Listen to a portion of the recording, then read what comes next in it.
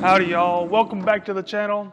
I am sorry for my absence as of recently. It's probably been a month since I posted a video, but I have been a little busy with a few projects that have came up. Plus the fishing has been pretty awful here lately and the weather's been pretty awful. So it's really just deterred me from making videos and doing fishing things, all except for this one thing. So I'll show it to you right now. And there she is, my brand new bass boat, the Nitro Z21. This is a 2019 model. I did buy this used. So we do have quite a bit to go over.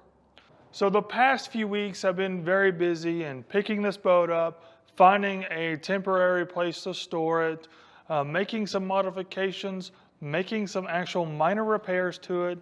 And all that stuff I could have recorded and made videos on, but I was more interested in just getting those tasks done and moving on to the next phase, which to me is more exciting. Let me know in the comments below if you would like to see all the stuff that I've repaired. I will point it out as I go through, but without any further ado, let's do a general walkthrough. So starting up at the front, we have a swing away tongue. It has surge brakes. We also have a Fulton winch and a Fulton jack. Both of these have been performing very well so far. There was only one loose bolt here, on the handle. I tightened it back up, and this guy is rock solid now. I'll just walk on the other side real quick. I really do enjoy the steps, being able to get in the boat using these two steps. And then stepping right here makes it almost effortless of getting in and out of the boat off of the tongue. We have our spare tire. Hey, always need a spare. You never know what might happen. We're going to go around the port side first. We have a Minn Kota Ultrex, the iPilot Link version. We'll go over the electronics a little more in depth once we get in the boat. Nothing too crazy down here. This is kind of bland. But we do have one of these. So, as with most Nitro boats, we have our lights up here, our nav lights. So no big deal there. We'll avoid that section there. I absolutely love this black and white contrast we got going on here with the silver flake in there. This really does make the black pop in the sun. Fiberglass fenders.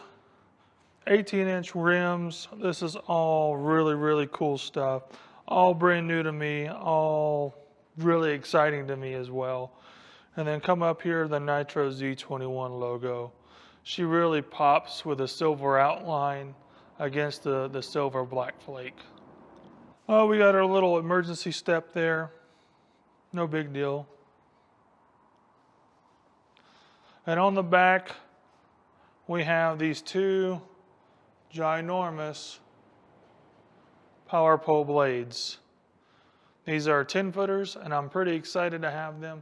I've been wanting shallow water anchors for a very long time, so I'm extremely excited to have those. Now under here, we have a manual jack plate. I don't really have a need for a hydraulic jack plate, so we got us a manual jack plate. We also have these boat buckles. Those are really handy and really nice to use. So we have those as well. And we have the Mercury Pro XS 250. Super excited about this guy. I've played around with it, got it up to in the mid 60s there. I hadn't pushed it too hard yet because I'm not all that comfortable driving that fast, but hey, I've had a fun time with this boat so far. That 250 turns a Mercury Fury 23 pitch, so gets plenty of speed out of all that. Speaking of a couple things over there, I forgot to talk about. I added a heading sensor for my Humminbird fish finders. I also had to replace the Minn Kota heading sensor. It didn't want to connect to the head unit, called Minn Kota up. Stand up people there. I told them my situation. It was a new to me boat, and they sent me this sensor brand new, absolutely free. All right, well, that kind of concludes the outside. Let's hop on in. We'll start at the back and move our way to the front. I'll show you all the features and all the cool things that I have to show you guys here in the near future. Okay, so we're down here in the back where all the nasty and work stuff is at. So let's start off. We got our 3 interstate batteries over here. And excuse the wind, it is ripping today. We have our main power switch. That's always really nice to have to make sure everything's powered down. And we also, can't do that. We also have a light over here. I don't know how well you guys can see it, but some pretty good lighting going on down there. Storage compartment number 1. Since I haven't taken the boat out too much, I do have a tool bag. Hey, and you can see the light down there. There's the light. Over on this side, we have also a very large storage compartment. Right now, it's just full of old and boring clothes in case I get cold or wet or I'm too big of a sissy to deal with the cold weather. So moving a little further back, we have some pretty large live wells. I am pretty excited to have these for keeping fish, get involved in the tournament world, and also keeping fish for food. So underneath our step here in the center, we have a little storage compartment. I have a lot of little storage things going on, some bait, some lights. Those like my iPilot Link remote. I hadn't messed with that all that too much, but also even more storage. Since I'm on the port side, we have the dual console. Looking at the dual console here, got a glove box. I've already stuffed it full of things, so that didn't take very long. Going on a little lower, we have a storage drawer here in case I need some more storage. Put that back. There you go. Try not to hide it too much, but we have 8 rod holders for our passenger, whoever that may be, and if they need to bring 8 rods, I guess, well, all the more power to them. So moving on over to the driver's side, we're just going to go ahead and take this guy off. We have us a Solix 15. This is the 2nd generation G2 version. Huge, massive screen. For me to see all sorts of details, to have multiple screens up at the same time. One of the reasons why I decided to buy this boat. We also have our RPM gauge and our trim gauge hiding behind the Solix a little bit.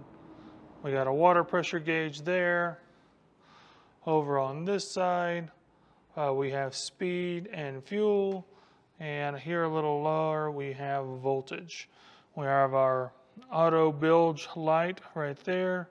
We have all of our controls right here. Power, we have a dimmer to dim the lights. Nav and anchor lights. We have a fan in our compartments. See if we can hear it.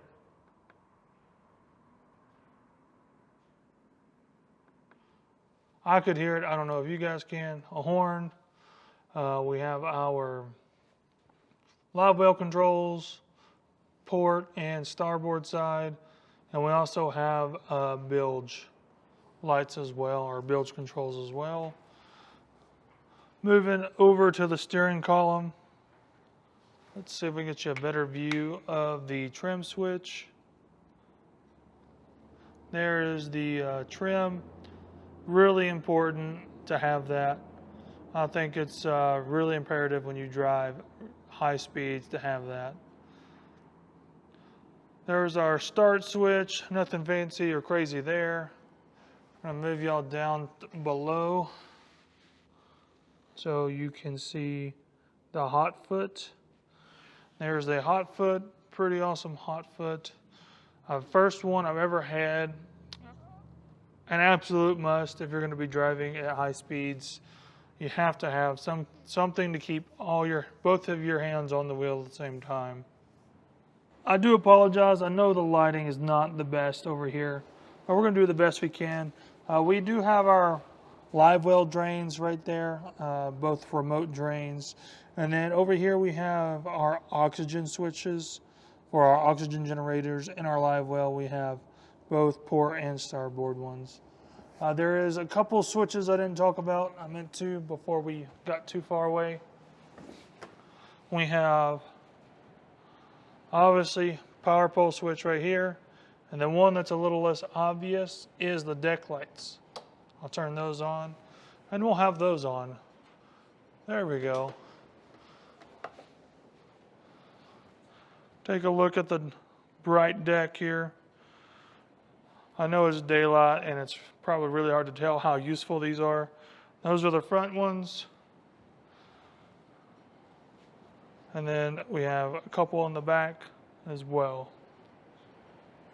Our tour is getting closer to the end, but we still have a few things to cover, including this massive cooler, sandwich tray, and trash can that's already got some trash. I love having this up here. Also doubles as a step. Now we have some storage for baits up here. Already started making use of these. Sorry, trying to get the lights on here. Got lights in there as well. Look how nice that is. We have a third storage compartment.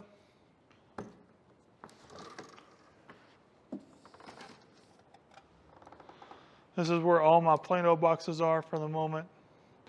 I still have quite a bit of storage way up there that I hadn't even touched. So, I don't know exactly what I'm going to be doing with all that, but right now we got plenty of storage.